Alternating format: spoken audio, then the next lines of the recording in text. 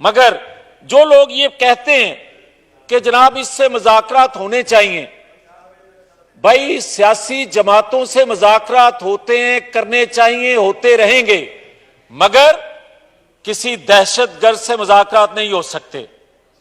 और किसी बड़े दहशतगर्द, बड़े डाकू से, बड़े करप्ट से, अखलाकी कदरों को पाकिस्तान की पामाल करने वाले से मुज़ाकरात नहीं हो सकते।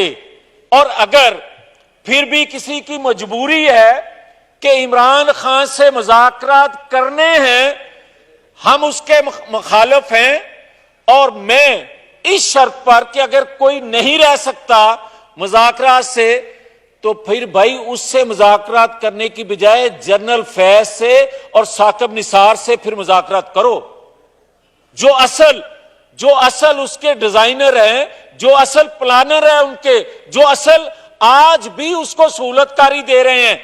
तो फिर अगर मैं ये कहूंगा कि अगर उनसे मुज़ाकरात करने हैं तो फिर ये देख लें कि पाकिस्तान के अंदर कितना आज इंतशार है। अगर तो इंतशार को खत्म करने के लिए मुज़ाकरात करना चाहते हो, अगर पाकिस्तान को फिर से तरक्की की पटरी पर चढ़ाना चाहते हो, तो मेरे जैसे एक सियासी कारकुन की ये तजवीज राय है, और ये राय जो है कल साबित करेगी कि ये दुरुस्त थी। आज साकिब निसार और जनरल फैज को पकड़ लो, पाकिस्तान के अंदर 70% अमन उसी दिन हो जाएगा जिस दिन आप उनको पकड़ोगे। Thank you. 2 जूनियर जज को सुप्रीम कोर्ट का हिस्सा बनाने के लिए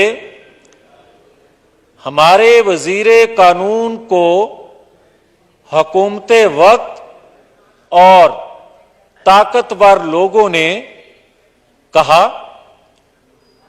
और क्या अगर इंसाफ फराहम करने वाले अगर किसी दबाव से इंसाफ फराहम करने वाला हिस्सा बनेंगे, किसी कोटे में आएंगे, मेरिट के बगैर आएंगे, तो फिर आज किस बात का रोना है कि हमें इंसाफ नहीं मिल रहा, हमें अदल नहीं मिल रहा।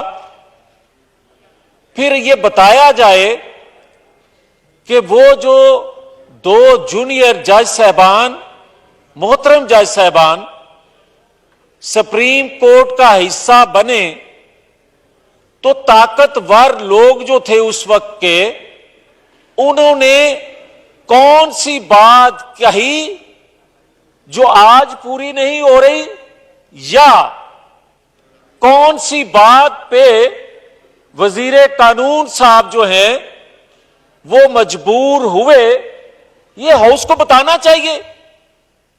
लोग सुनना चाहते हैं और लोग पूछ रहे हैं कि क्या पाकिस्तान के अंदर जब जब क्राइसिस आए, आईनी हो, माशी हो, या पाकिस्तान के अंदर दाखिली इंतशार हो, उसके पीछे कौन से फैसले होते हैं और किन के किए हुए फैसले होते हैं।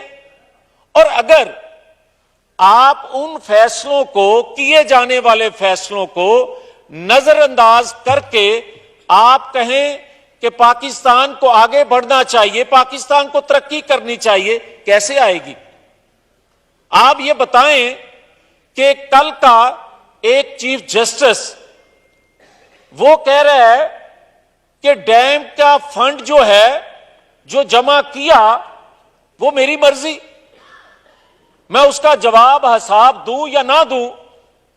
पहले तो ये बताया जाए, ये कानून साज अगर हाउस है तो ये पूछने का मजाज है क्या कि अगर अदलिया में बैठे लामहदूद इख्तियारात के मालिक अगर चीफ एग्जीक्यूटिव भी बन जाएं, अगर आपके माशी मामलात को भी वो चलाना शुरू कर दें, आपके स्टेट बैंक को भी वही हदायत दें, तो फिर जो इस रियासत के बाकी अदारे हैं फिर उनको बंद कर देना चाहिए। फिर एक अदारा, क्योंकि हमारी माशी जो सूरत हाल है उसमें रहते हुए अगर अदारे काम नहीं कर सकते तो फिर उनको इतना खर्च देने की, इतना पैसा देने की जरूरत नहीं, वो भी बचा लिया जाए और एक अदारा काम करे। जून आ रहा है, बजट भी वो ही पेश करें। और आज आईएमएफ से जो आप नाक रगड़ रगड़ कर उनकी तमाम शराइत और पाकिस्तानी कौम के पेट पर पत्थर बांधकर उनका गला घोंट कर आप इतनी कड़ी शराइत पे उनके साथ एग्रीमेंट करने जा रहे हैं, जो कि हर चीज आप जो वो डिमांड करते हैं पूरी करने के बाद वो छलांग लगाते हैं, आगे चले जाते हैं, क्योंकि ये इंपोर्टेड हुकूमत है और आईएमएफ जो है वो लोकल है। फिर ये जो मजाक बना हुआ है पाकिस्तान के साथ और जो इस इंपोर्टेड हुकूमत को, जो साइफर को, जो पाकिस्तान के बाहर जो आलमी कुव्वतें हैं, जो उनकी आलाकार हुकूमत है बकौल उस शख्स के, तो फिर आईएमएफ को तो इनकी मर्जी के मुताबिक चलना चाहिए था। और अगर ये मर्जी के मुताबिक नहीं चल रहा तो फिर इंपोर्टेड कोई और है, फिर वो आलमी एजेंडा कोई और पूरा कर रहा है। और ये कब से हो रहा है पूरा?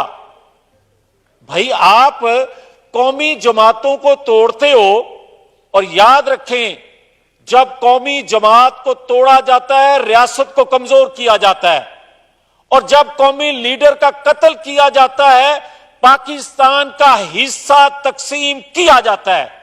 और यह सिलसिला छोटे सूबों से पहले शुरू हुआ और यह बढ़ते बढ़ते पंजाब तक आ गया। आज पंजाब के लीडर को आप 3 दफा 2002, 2008, 2018 में इंतखाबात से बाहर रख चुके हो।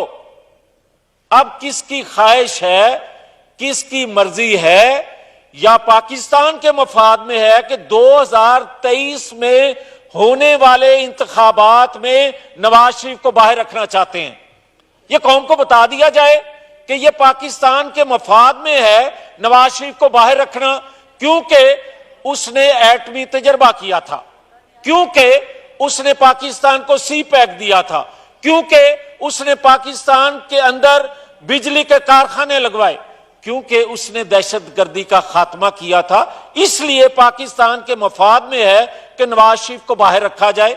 और नवाज शरीफ को किसी को आप कत्ल करते हो, फैसले देते हो, किसी को आप ताहियात नाहिल करते हो, और किसी के जिंदगी के जनाबे स्पीकर 10 साल, 7 साल एक और 3 साल एक, उसको मुल्क से बाहर रखते हो।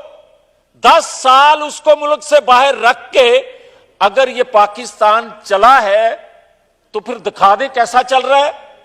और अगर नहीं चल रहा तो फिर आज आप रातों को ये बात कहते हो कि नहीं नवाज शरीफ जरूरी है, तो फिर दिन के अजाले में भी ये इतराफ जुर्म करो कि हमने 2017 में गलत फैसला दिया था। और आज अगर ये इतराफ नहीं होगा तो ये कहा जाता है जब मुझे कि जनाब वो एक पॉपुलर बंदा है, वो घर बैठे उसकी बेल भी हो सकती है, घर बैठे उसकी हाजिरी भी हो सकती है, और कई कई मुकदमात बगैर पेश हुए डिस्चार्ज हो सकते हैं। मगर मेरा केस 7 साल से उसी तरह लटका हुआ है। मैं तो कसूरवार हूं, क्योंकि मेरा कसूर यह है कि मैं इस मट्टी से प्यार करता हूं, इससे मोहब्बत करता हूं। मगर उनके अपने अदारे के अंदर काजी फैज ईसा, उनके खिलाफ रेफरेंस दायर करने वाले और वो साजिश का हिस्सा बनने वाले लोग जो हैं, आज भी कोई अवाने सदर में मौजूद है और कोई जो है वो बनी गाला यजमान पार्क में मौजूद है और कोई फैज आज भी फैज आम कर रहा है। तो मैं जब ये जनाब स्पीकर अर्ज करने की इजाजत है, इन्हों के कोल पूछ लो वो जरा जी। मगर जब मैं ये सवाल करता हूं जी जी वाइंड अप कर लीजिए जी, मैं जब ये सवाल करता हूं जनाब स्पीकर कि जब आप हमें इंसाफ के बगैर और किसी के साथ लाडले जैसा सलूक करेंगे तो फिर आप ये मुतालबा करते हैं कि जो मैं कहूं वो कानून बन जाए, वो इंसाफ बन जाए, वो अदल बन जाए। कोई ये पूछने वाला नहीं कि एक शख्स ने बगैर किसी वजह के 2 असेंबलियां तोड़ दी। पहले ये पूछना चाहिए कि ये 2 असेंबलियां किस बुनियाद पर, किस कानून के मुताबिक तुमने तोड़ी, अपनी ख्वाहिश के मुताबिक। ये खिलवाड़ आइन से जो करने वाले हैं, आइन की तशरीह करने वालों को पूछना चाहिए। YouTube पर Googly TV देखने के लिए youtube.com की सर्च बार में Googly TV टाइप करें। Googly TV के पेज पर सुर्ख रंग के सब्सक्रिप्शन वाले बटन पर क्लिक करना ना भूलिए। YouTube पर अपलोड होने वाली वीडियो से बाखबर रहने के लिए बेल आइकॉन पर क्लिक कीजिए। आपको हर नई आने वाली वीडियो के बारे में नोटिफिकेशन मौसूल हो जाएगा।